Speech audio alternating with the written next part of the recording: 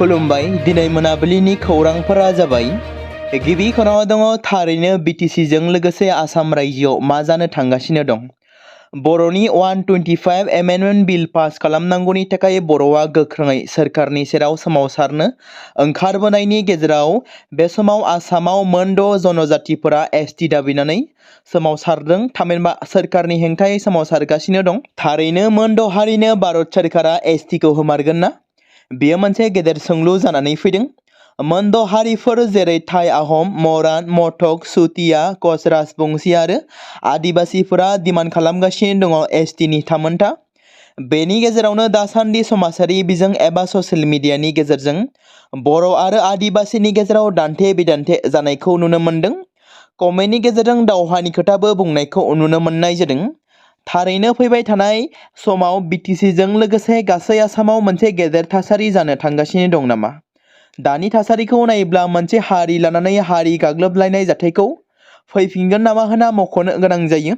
दिनैबो गोबां दाब दाब जायगायाव आदिबासी, कच, राजबंशीफोरा गावसोरनि दाबिखौ लानानै सोरखारनि हेंथायै आखायाव प्लेकार्ड लानानै सोमावसारदों। मिरुनि रांखान्थि मन्त्रि थामहिनबा फाइनान्स मिनिस्टार निर्मला सीतारामना कनकलता बरुवा हादोरसा मुलुगसोलोंसालि लुफुंनो फुजा होनायाव बाहागो लादों।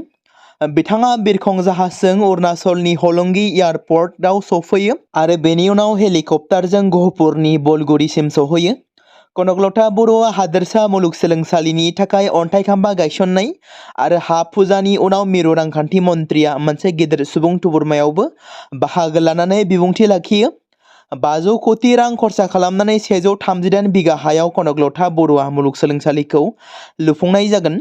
बे हाबाफारियाव गिबि मन्त्रि डक्टर हिमन्त बिश्व शर्माजों लोगोसे सोलोंथाइ मन्त्रि डक्टर रनोज पेगु, रायजोनि रांखान्थि मन्त्रि अजन्ता नियक, अशोक सिंहल, एमएलए उत्पल बरा, दिगन्त गाडवाल, एमएलए प्रमद बरठाकुर, एमपि रन्जित दत्त आरो मुंख्लं कनकलता बरुवानि नखरनि बाहागिफोरजों लोगोसे गोबां सुबुंफोराबो बाहागो लादोंमोन।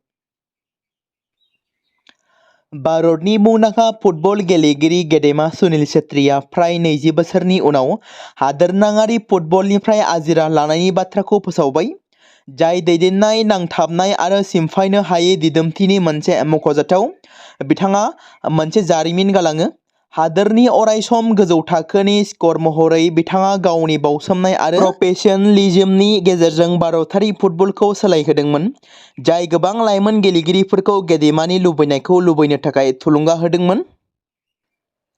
मुंदांखा देंखोगिरि जुबिन गार्गनि थैनायनि दायाव सा 7 दायनिगिरिफोरनि जुडिशियेल कास्टडिया दिनै जोबगोन। नर्थ इस्ट फेस्टिभेलनि बानजायगिरि श्याम कानु महन्त आरो जुबिन गार्गनि मेनेजार सिद्धार्थ शर्मा, जुबिननि फंबाय सन्दीपन गार्गजों लोगोसे जुबिन गार्गनि 2 बडीगार्डफोरा बाक्सा जोबथेसालियावनो दं। बेजों लोगोसे गुबुन 2 दायनिगिरि शेखर गस्वामी आरो अमृत प्रभा महन्तआ हाफ्लं जोबथेसालियाव दं। दिनै सानजौफु समाव सा 7 दायनिगिरिफोरनि हियारिंखौ भिडिअ कनफारेन्सनि गेजेरजों खालामनाय जागोन। मख'नो गोनांदि बिसोरखौ जोबथेसालियाव गथायनायनि सोलायै जोबथेसालिनिफ्राय भिडिअ कनफारेन्सनि गेजेरजों हियारिंनि हाबाफारि लानाय जागोन। बेनि सिगां श्याम कानु महन्त, सिद्धार्थ शर्मा, सन्दीपन गार्ग, जुबिन गार्गनि 2 बडीगार्डजों लोगोसे शेखर आरो अमृत प्रभाखौ 14 साननि थाखाय जुडिशियेल कास्टडियाव दैथायहरनाय जादोंमोन। दिनै फुंबिलि 7 रिंगानिफ्राय जिल्ला खुंथाया गवालपारा जिल्लानि सिङाव थानाय मोनजि रिजार्भ हाग्रा ओनसोलाव होखारनाय हाबाफारिखौ जागायदों थामहिनबा एभेक्शन खालामदों।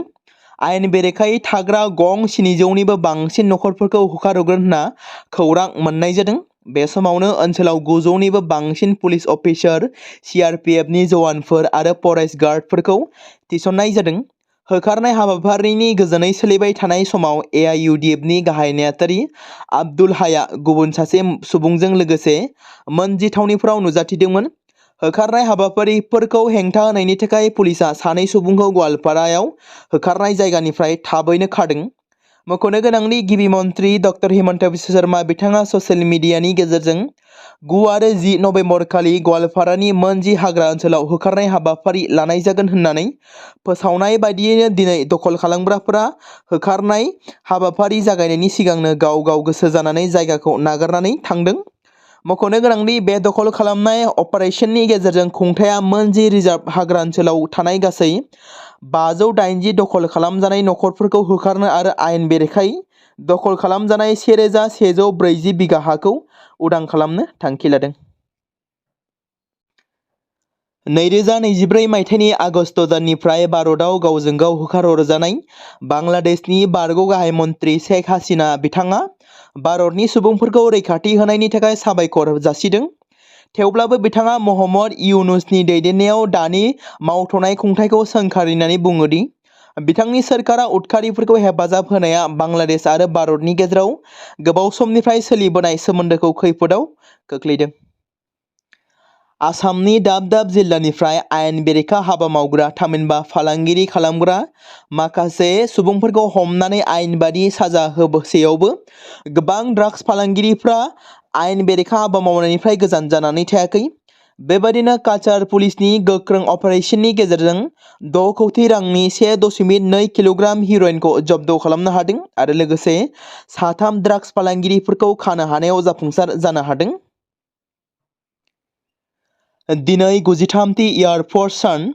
एयारफोर्स साननि गुबै थांखियानो जादों हादोरनि अख्रां लामाखौ रैखाथि होनाय आरो हादोरनि रैखाथिनि थाखाय बिहोमा होबोनाय जोहोलाव जोहोलावजोफोरखौ मान होनाय। एयारफोर्स सानखौ भारतनि अख्रां सान्थ्रिनि साहस आरो अदम्य थुलुंगानि सन्मानाव फालिनाय जायो। बेबादिनो दिनै गुवाहाटी नोगोरमानि लखिमपुर घाटआव मोनसे जर'खा हाबाफारि खुंनाय जादों। बे हाबाफारिनि बाहागो महरै सानजौफु 12:30 रिंगानिफ्राय बेलासिनि 2 रिंगासिम फाइटार जेटफोरनि फ्लाइट दिन्थिफुंनायखौ नुनो मोन्दों। मिरुजों खुंजानाय बे एयार श'आव राफेल, मिग आरो सुख'ईजों लोगोसे मोन 75 बिरखंफोरा बाहागो लादों। बे एयार श'खौ रंजानो थाखाय फरायसालि आरो फरायसालिमाफोरनि फरायसाफोरजों लोगोसे गोबां थागिबिफोरखौबो लिंहरनाय जादों। गोसो गुदुं सुबुंफोरा गुवाहाटीनि उजान बाजाराव सती राधिका उद्याननिफ्राय फ्लाइं श'खौ नायनो थांदों। सरासनस्रा सुबुंफोराबो गुवाहाटीआव गाव गावनि न'निफ्राय बे दिन्थिफुंनायनि सायाव रंजानाय लादों। बेराफारसेथिं दिनै आरो गाबोन फुंनि 7 रिंगानिफ्राय बेलासिनि 5 रिंगासिम HB road, AT road, DG road, MG road आरो B बरुवा र'डजों लोगोसे GNB र'डआव फालांगियारि मुवा बेसाद रोगाग्रा गारिफोरजों लोगोसे गुबुन गिलिर गिलिर गारिफोरखौ खारनो होनाय जानाय नङा। बे समाव मसाकवारनिफ्राय गाहाय बिजिरगिरिनि बांलासिम MG र'डआव गारि, रिक्सा बेफोरबायदि गारिफोरखौल' थांलाय फैलाय खालामनो होनाय जादों।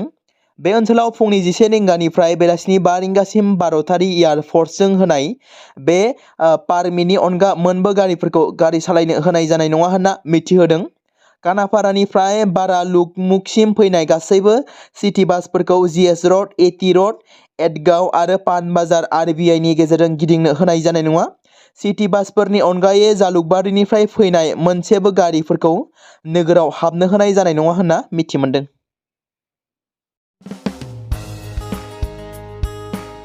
बे समाव मोनसे गोनां फोसावथाय बर' सावथुन नायनानै मोजां मोनग्रा गासै बर' रायजो राजाफोरनि गेजेराव लानानै फैदों मोनसे बर'नि OTT प्लेटफर्म गोनां जाय प्लेटफर्मनि गेजेरजों नोंथांमोना बर'नि गोदान गोजाम सावथुनफोरखौ नुनो मोनगोन। थांनाय माखासे बोसोर सिगां बर'नि गेजेराव लानानै फैनाय निउबो एप बायदिनो फिन आरोबाव लानानै फैदों बर' रायजो राजाफोरनि थाखाय। बे बाथ्राखौ मख'नाया गोनांदि 2025 मायथाइनि जानुवारि दानाव ओंखारनाय आंगो स्ट्रिम मुंनि मोनसे OTT प्लेटफर्म गोनां निउबो एपनि गेजेरजों नोंथांमोना गोबांथार बर'नि सावथुनफोर जेरै ट्रेजेडि, रमान्टिक, एक्शन आरो कमेडिजों बुंफबनाय सावथुनफोरखौ नुनो मोनगोन। जेरै सनानि नखर, थांखि गैयै समाज, अनसुला आफा, हिर', बिमा बायदि बाजै, अर, थैसाम, वान्टेड, संदान आरो रं नाम्बार बायदि सावथुनफोरा मख'जाथाव। बेफोर सावथुनफोरखौ नायनो थाखाय नोंथांमोना गिबियावनो आंगो स्ट्रिम एपखौ गाव गावनि मबाइलाव थानाय प्ले स्ट'रनिफ्राय डाउनल'ड खालामनानै लोगोसे इनस्टल खालामनानै गावनि मबाइल नाम्बारजों लगइन खालामनानै लाग्रोनांगोन। बेनि उनाव नोंथांमोना गोबांथार नुनो मोनै सावथुनफोरखौ गुगोल पे, फन पे आरो पेटिएमजों रं नाम्बार सावथुनखौ नायनो थाखाय 60 रां आरो संदान सावथुनखौ नायनो थाखाय 80 रां, वान्टेड सावथुनखौ नायनो थाखाय 60 रां, थैसाम सावथुनखौ नायनो थाखाय 60 रां बेबायदिनो गोबांथार नुनो मोनै सावथुनफोरखौ नायनो थाखाय सुबिदा खालामनानै होदों आंगो स्ट्रिम प्लेटफर्मा। फिन नोंथांमोननि गेजेराव फोरमायबावनो लादों बर' सावथुन नायनानै मोजां मोनग्रा गासै बर' रायजो राजाफोरनि गेजेराव लानानै फैदों मोनसे बर'नि OTT प्लेटफर्म गोनां जाय प्लेटफर्मनि गेजेरजों नोंथांमोना बर'नि नुनो मोनै सावथुनफोर जेराव गोदान गोजाम सावथुनफोरखौ नुनो मोनगोन। बे बाथ्राखौ मख'नाया गोनांदि 2025 मायथाइनि जानुवारि दानाव दिहुनजानाय आंगो स्ट्रिम मुंनि मोनसे OTT प्लेटफर्म गोनां एपनि गेजेरजों नोंथांमोना गोबांथार बर'नि ट्रेजेडी, रमान्टिक, एक्शन आरो कमेडीजों बुंफबनाय सावथुनफोरखौ नुनो मोनगोन। जेरै रं नाम्बार, संदान, वान्टेड, थैसाम, अर, बिमा बायदि बाजै, हिर', अनसुला आफा, थांखि गैयि समाज, सनानि नखर बायदि बायदि सावथुनफ्रा मख'जाथाव। बेफोर सावथुनफोरखौ नायनो थाखाय नोंथांमोना गिबियावनो आंगो स्ट्रिम एपखौ गावनि मबाइलाव थाखानाय प्ले स्ट'रनिफ्राय इनस्टल खालामनानै गावनि मबाइल नाम्बारजों लगइन खालामखांनायनि उनाव नोंथांमोना गोबांथार नुनो मोनै सावथुनफोरखौ गुगोल पे, फन पे आरो पेटिएमजों रं नाम्बार सावथुनखौ नायनो थाखाय 60 रां, संदान सावथुनखौ नायनो थाखाय 80 रां, वान्टेड सावथुनखौ नायनो थाखाय 60 रां, थैसाम सावथुनखौ नायनो थाखाय 60 रां, बेफोरबायदिनो अर सावथुनखौ नायनो थाखाय 60 रां पे खालामनांगोन। बेबायदिनो गोबांथार नुनो मोनै बर' सावथुनफोरखौ नायनो थाखाय सुबिदा खालामनानै होदों आंगो स्ट्रिम प्लेटफर्मआ।